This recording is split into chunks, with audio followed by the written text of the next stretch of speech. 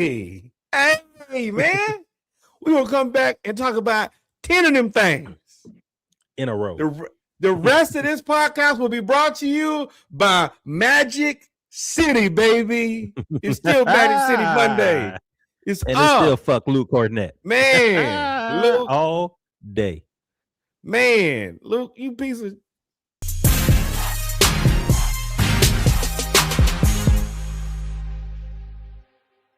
And we're back, ladies and gentlemen, with our final segment of episode 223 of the Splashcast Monday Night Raw, our basketball episode, where we're going to talk about the Atlanta Hawks talk, and then we'll talk about some more what's going on around the league as well.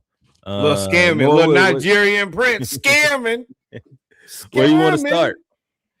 Where do we want to start? We want to start with 10 wins in a row. That's where we want to start. We want to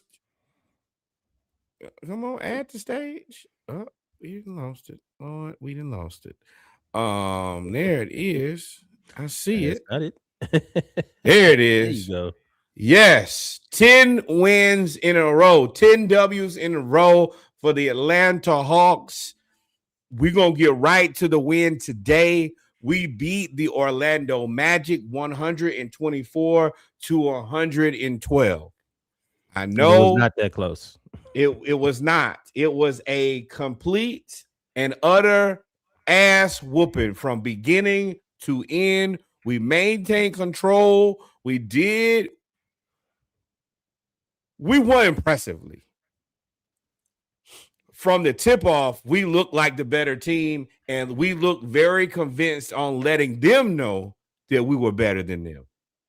And I think that after that game, they should have the same feeling that we got punched in the mouth today. Nickeil Alexander-Walker, 41 points, career high, 24 points at half career high. I really appreciate him just coming in today and saying, hey, I have to be better than everybody on the floor. And 41 points, 9 3-pointers, 7 rebounds. He was the guy who led from beginning to end. Jalen Johnson also did a very good job in this game. I'm gonna tell y'all, I'm a very realistic Atlanta Hawks fan. I don't try to get overexcited. I've called a lot of these games that we won practices, scrimmages, everything except for real games because we haven't really played against the toughest opponent. This is a game that I've had anxiety about all weekend. I had anxiety about it all morning. I had anxiety about it at tip-off. And after that, they proceeded to punch him and punch him and punch him again like they knew that they were better than them. Jalen Johnson's slow start ended the game, 27 points, 7 rebounds, 8 assists. Okongwu, 18 and 9. And then on top of that, even more impressive, excuse me, I'm looking at the wrong game, Lord. I'm a little overtaken right now. Give me 1 second. You want me to help you out? Yes, please help. All right. So, with this game, man. So again, Nickeil Alexander-Walker, 41 points on 21 shots. I think that's what you really got to pay attention. 12 of 21, 9 of 14 from 3, 7 rebounds, 5 assists, and 2 steals. He was a plus 27 the entire game. He was plus 26 at halftime, plus 27 after the game. Jalen Johnson, another triple-double. And right. Jalen Johnson seemed to really take it personal because Paolo and the Magic, specifically Desmond Bane, were chirping in the first quarter. Even though they looked tired, they were chirping. And Jalen did not like it. And what I like about this game is I don't think these teams like each other. Like they don't. The least bit. And Paolo was trying to be overly physical early. He was trying to, and I get it. He is. I think he probably 20. Is he 20 pounds heavier than Jalen? Yes, he's 270 pounds. Yes, he's like 30 But pounds heavier than he Jalen. was trying to lean into him and Kuminga in a way to say, "Hey, y'all a little." And this has always been a concern. If y'all go back and listen to, right before we start making all the trades, as much as I love Jalen Johnson, I do have concerns about when he plays against players that are bigger than him and players that are potentially better than him. And many times I see him kind of fade, kind of Like in the digress. moment. Yeah. And I try to give him a little bit of grace because he's still young. He hasn't played a ton of basketball games. This is really his first season of, and number one, the transition from being a complimentary player to being the primary player. And to see him against a guy who I think up until maybe this moment, a lot of people feel or have felt is better than him. To see him come out and have a game like this, I think that the questions may arise, and I think that they're warranted. Is Jalen Johnson better than Paolo Banchero? I think that's a very reasonable question. And if you really look at it from a Norwood point of view, if you look at the value and you look at the cost of what Paolo costs, and you look at the cost of what Jalen costs, it ain't even close.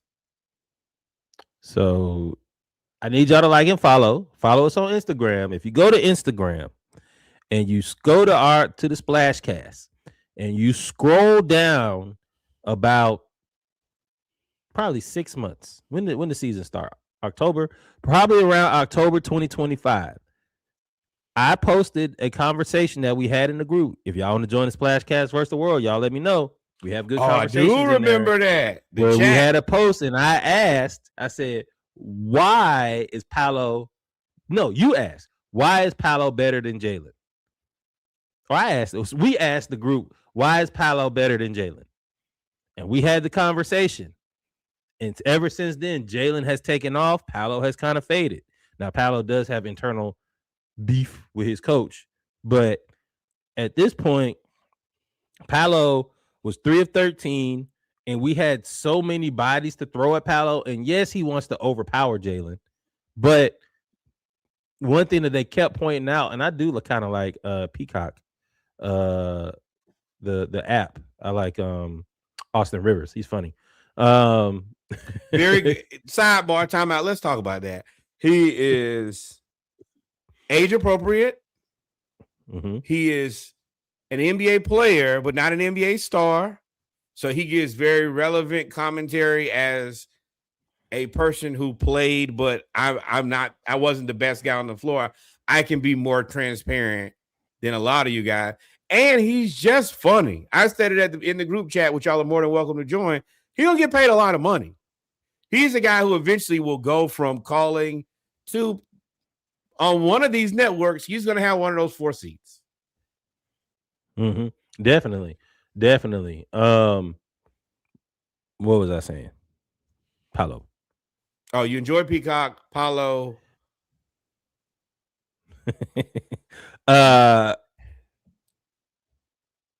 Jalen. Yes, I know we're talking about Jalen Magic update. Jalen had a triple-double. Either way. What I was saying about Paolo, when you go back and look into it, is that Jalen has done well and Paolo has faded, and he was 3 of 13. But the thing is, they didn't get any help from really anybody else. Jalen Carter, who has been a fantastic, or is it Jamal Carter? You talking about the guard for them? Yeah, has been a really good addition. But Javon Carter. That's what I was saying about. Used to play with the Bulls. You were. That was a guy who you were really high on. Yeah, because he was like for $7. But Paolo, while he tried the big man, that's what I was saying. When Paolo was trying to big man Jalen, one thing that the Hawks do now is we get out and run nonstop.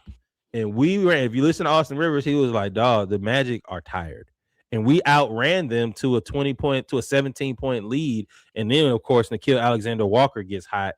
And that just lends to the fact that you don't know who's going to be hot. He had 41, 24 at halftime. Last game, CJ had like 33.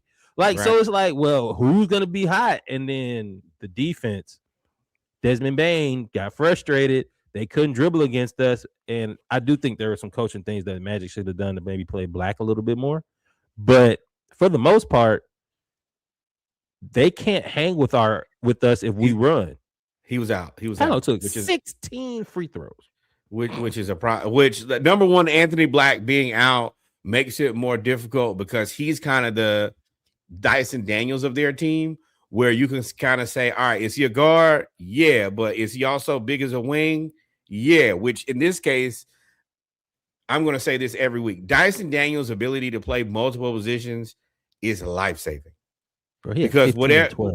whatever you gotta get, like, all right, well, we'll put CJ in the lineup. All right, well, Dyson can guard most threes happily. And on one end, you look at Banchero and you say, yeah, he's a lot heavier than Jalen Johnson, just standing next to each other. Well, that's great when you're in the post. When you're running up and down the court, and as Joker has called him, he runs like a fawn or a deer. That's exactly what he was doing with Banchero.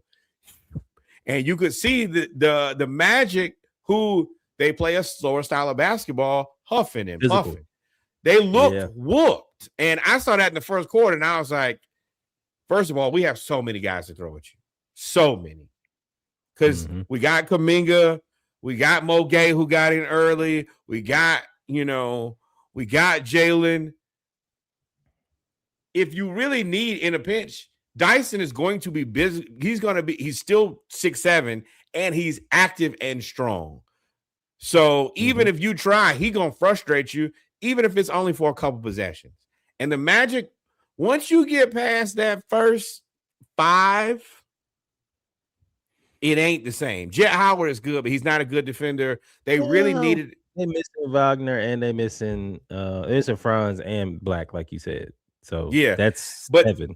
That too, but they also, like, this is a game where, unfortunately, the other guy who would have probably helped a lot was also out in Jonathan Isaac, just because he's their kind of equivalent, or should be their equivalent, of Mo Gay, of, hey, you're tall and fast. Just go stand in front of whoever's cooking and harass them. And then you also just have Nickeil Alexander-Walker is a $14 million player that should be paid $25 million at minimum. Minnesota, 41. You blew it. You blew it, Minnesota. I know that you should have made other moves. Nickeil was not the guy to let go. He's blossomed into way more than what anybody thought he was going to be. That guy is a really good basketball player, and he's on an excellent contract. So you look, and you got Jalen Johnson getting paid $30 million a year. That's a steal. You got Nickeil Alexander-Walker. That's a steal. You got CJ, who is just and his money is going to go to Nickeil Alexander-Walker, and we'll bring him back on a cheaper deal. But I think that we were uniquely qualified to know that CJ was still a bucket because of the way he cut our ass. I don't think the rest of the NBA said, oh, I still, if you actually go into the comments, people still will make CJ McCollum goes. You're like, why is he on my timeline? Oh, because he is going nuclear. That's why. He is still, I ain't gonna call him prolific, but he is hell to deal with on offense. Defensively, he ain't a lot, but you better strap up because he got a full complement of moves.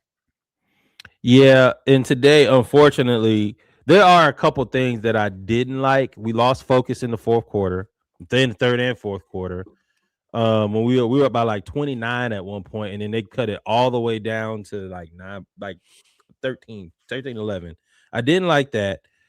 And I know Kuminga's rusty, but we've seen the good in Kuminga when he's played the first 4 or 5 games. This was the first game I saw the bad. The game before he was bad too. He was literally the fuel behind them getting from being down 23 to being down 11. He was almost like a 0 for 10 run on his own. And then CJ McCollum did have a rough game. He was 9 points, 3 of 14, but he hustled on defense. I ain't gonna lie to you. Him and Gabe Harris. Is it Gabe Harris? Gabe Vincent. Him and Gabe Vincent. I ain't the biggest Gabe Vincent fan, but he gets in the way. He ain't hitting no 3. But he gets in the way Gabe, on defense. Gabe is rehabbing his image. I need y'all to relax when I say this, but I need you to understand the sentiment is he kind of like Russell Westbrook when he was for the Lakers, where everything that goes bad, oh, he just sucks. Gabe is he never had the talent of Russ, so his highs are never going to be that high. But Gabe is a very legitimate backup point guard. He's gonna play good on ball defense. He'll organize the offense. He'll be in the spots that he needs to be, and he won't get worked when he's out there. And when you ask him for a backup point guard, that's all you need. Kind of not the same game, but very reminiscent of a guy like DeLon Wright, where it's like, hey, he ain't finna give you 1,000,000 points, but while he's out there, that backup point guard not finna kill him either. And in the past, that's been a place where you let the Tom Satoranskis of the world get out there and give you a little 20, and you're like, who? And the Ish Smiths of the world, Kev, are just guys who are just nothing burgers, just come out and destroy us. So the Gabe Vincent minutes are very good. Bench Corey be better. But we didn't really play a lot. He ain't playing. Corey Kispert only played 4 minutes. I think he should play more. I am probably the highest on Corey Kispert of anybody in the world. He came in 1 of 3 from 3. If you surround him with decent defenders, then he is going to be more than okay. I do still have an issue that Christian Coloco is not even a consideration. Austin Rivers actually said that when the second unit came in and Jock Landale was in there. He's like, I don't know why the Magic would not go into the paint. There's no rim protection. And he was 1,000% right. And thankfully, nobody heard it or said anything to Jamal Mosley. But Coloco just, I don't know why he's falling out of the rotation. His ability to man the paint, it just made the Hawks' life infinitely easier. And then it's like play him over. Jock Landale. Jock ain't playing you that. Always say follow the money, don't you? Yeah. Do you want to keep money coming every second week? Do you like getting paid consistently? If that's the case, like, I mean, Landale only played 11 minutes. Like he didn't really play. He played Kuminga 19, which that was frustrating for me because Kuminga, you saw he ain't having in the first 7 minutes. Correct. Like, it wasn't there. And Landale, this is where I don't like to see Coloco, but remember they played Wendell Carter, so they didn't play their backup center at all either. What I'm saying is in this game, I think the Coloco and Asa Newell and Mo Gay. I'm gonna tell you what my bench will really be with this team right now. I guess maybe Gabe. I'm gonna make Reese play the 2. Mo Gay, Asa Newell, Christian Coloco. Because it gives you enough scoring. They can all dribble the ball well enough. And we have height for days. Where would you play Kuminga? I don't think the Kuminga should have played tonight. He ain't healthy. So are you talking about in general or are you talking about tonight? These last few after the Kuminga fire, when he first came in on fire, I don't think that he should have honestly played. I think they just made him play this game because this was a big game and they needed to have him out there. But I think that after we saw it, I think that Asa Newell would have been better tonight than Jonathan Kuminga. Well, you also, I mean, he played the majority of the minutes when he was up by like 20.